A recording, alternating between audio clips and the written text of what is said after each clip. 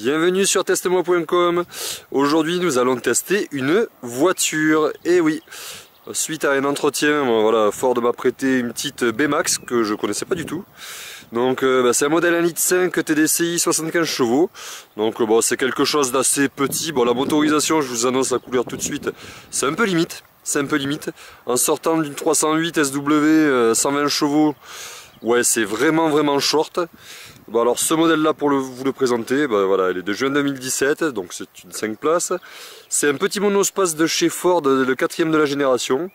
Voilà, c'est un modèle qui coûte à peu près 19 000 €. Voilà, donc en longueur on est sur du 4 mètres, donc c'est un modèle assez petit monospace. Largeur on est sur du 1,75 m, la hauteur 1,60 m. On a 2,50 m d'empattement, donc ça c'est ce qui est quand même assez sympa, elle tient même bien la route.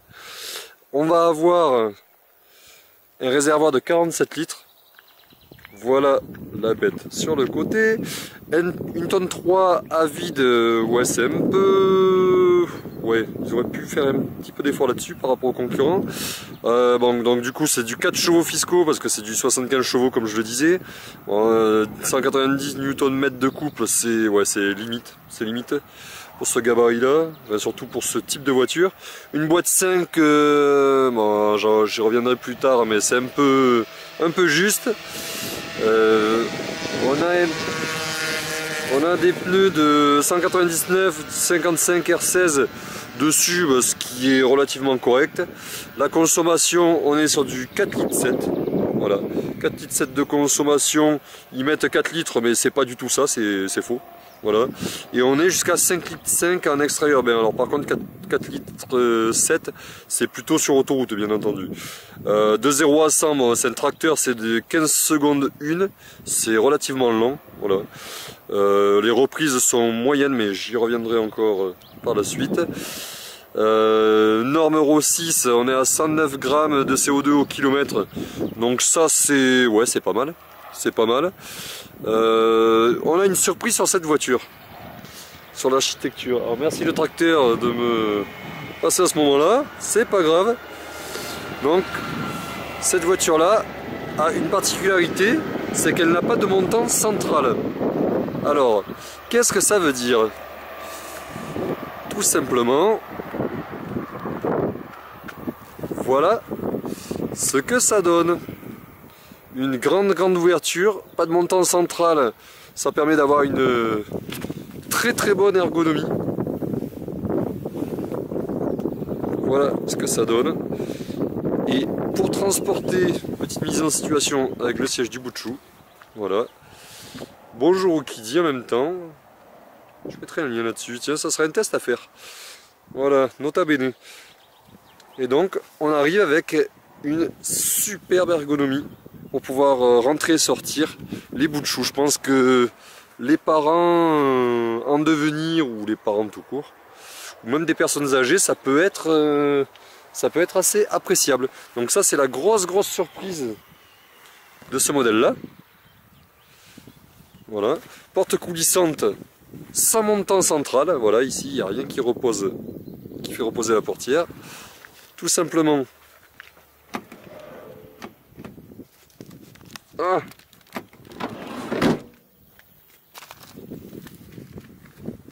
Hop. Et voilà ce que ça donne, porte coulissante. Hop. En version classique. Donc ça c'est super pratique même pour se garer dans des places de parking assez étroites. Et on refait la démonstration en live. Et voilà l'accessibilité. Alors, on va commencer à faire les points positifs et négatifs et après on fera l'essai routier. Alors, je vais pas faire l'essai sur autoroute, urbain, extra-urbain, voilà. On va déjà faire le résumé et on fera un petit essai routier. Bon, alors la conduite haute, ça c'est plutôt sécurisant. Surtout un sentiment qu'on retrouve au niveau féminin. Voilà, une bonne vision. Voilà. On arrive avec un tableau relativement panoramique. Voilà. Un intérieur Je trouve que la console centrale est désuète. Voilà, ça fait vraiment, ouais, ça fait dégueulasse pour moi. Voilà, on dirait, ouais, on dirait un peu, bon, ça fait un tableau de Ford Fiesta. Voilà, de toute façon, ils ont repris des éléments. Voilà, bon, ça c'est pour la rentabilité, c'est un peu, puis pour l'amortir, c'est un peu normal. Par contre, ça, désolé chez Ford, mais ça c'est dégueulasse pour moi. Voilà, ça fait vraiment le vieux BlackBerry. Moi, le BlackBerry, c'est pas l'avenir, c'est le passé. Voilà. On a un écran GPS qui est sympa et qui fait multifonction, mais qui est vraiment très petit. Bon, il a le mérite d'exister. Ça, c'est pas mal. Je crois que sur cette version-là, il n'y a pas de, GPS. Si, le GPS, il n'y a pas de régulateur de vitesse. Donc ça, c'est un peu dommage. On n'a pas de clim Bison non plus. Voilà. On n'a pas de boîte 6. Donc c'est un modèle qui vaut 19 000 et quelques euros, donc ça va, mais ils auraient pu le mettre de série plutôt que le mettre en option. Voilà, ça c'est dit. Le coffre, ah oui, alors le coffre, une autre grande histoire. Le coffre, voilà ce que ça donne. Donc là, c'est un coffre vraiment petit, c'est limité. On a 304 litres. Donc 304 litres, ça fait un peu short. On a quelque chose qui est bien, c'est que c'est vraiment du plat, avec un petit rangement dessous où on peut rattraper un peu de volume, mais on va pas rattraper 50 litres ou 100 litres, ça c'est pas possible. Et on peut aller jusqu'à 1386 litres avec les banquettes rabattues. Voilà. Bon, par contre, ça fait vraiment limité, quoi. Là, quand on prend une voiture pour mettre des gamins, là, la poussette elle tient à peine. Il suffit d'en avoir une deuxième, bon, mais ouais, après il faut essayer de jongler.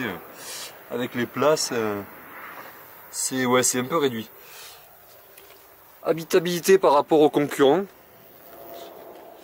Donc le montant central qui a sauté, on a une habitabilité qui est bien, mais un peu en retrait par rapport à la concurrence. Voilà.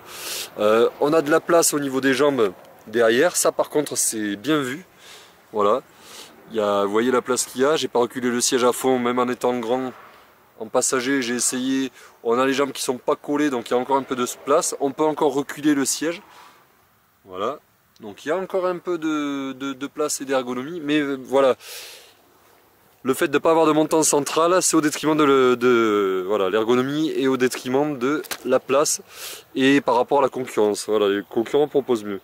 Voilà, là aussi, la 5e place, on va dire que c'est une 5 places, elle existe, mais elle est trop petite. Vous voyez, déjà avec un siège, ce que ça donne là, c'est trop limité, c'est pas une vraie 5e place. La motorisation, comme je disais, trop limitée, voilà, il n'y a pas assez de couple, pas de reprise. Alors sur celle-là, 75 chevaux, là je pleure parce que c'est vraiment pas du tout, les relances elles sont fastidieuses. La banquette arrière n'est pas coulissante, donc ça c'est un peu embêtant pour pouvoir faire de l'ergonomie et de la place, même pour rabattre la banquette. Ça c'est un peu, ouais, c'est un peu too much. Et voilà ce que ça donne. Donc, hop, voilà, quand je suis dans la voiture, le siège n'est pas reculé au maximum. Et si je le recule un peu, vous voyez là, je suis quand même confortable. Donc le panneau central, j'en ai parlé, la boîte de vitesse, la motorisation, j'en ai parlé. Ah, l'affichage. Hop. Voilà, l'affichage, voilà ce que ça donne. Donc on peut se balader. Voilà. Vous voyez, c'est pas tactile, c'est vraiment embêtant. Voilà, je vais appuyer. C'est un écran digital. Voilà, lecteur CD, on s'en fiche.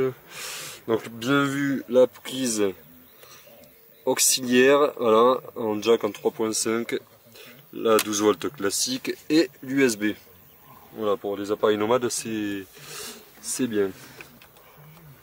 Voilà. Et concernant